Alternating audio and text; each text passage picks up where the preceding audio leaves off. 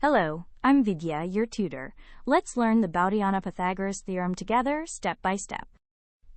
Long before Pythagoras, the Indian mathematician Baudhayana stated this rule in the Sulba Sutras.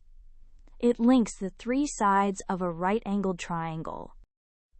In a right-angled triangle, the square on the hypotenuse equals the sum of the squares on the other two sides.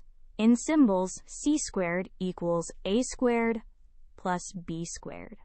With base 3 and height 4, the hypotenuse squared is 9 plus 16, which is 25.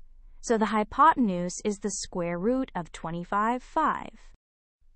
If the hypotenuse is 13 and the base 5, then 169 equals 25 plus b squared. So b squared is 144, and the height is 12. Some whole number sets fit the theorem perfectly.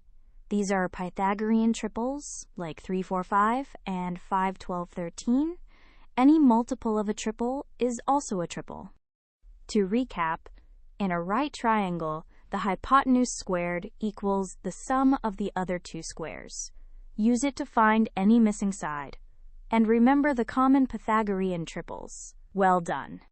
Great work!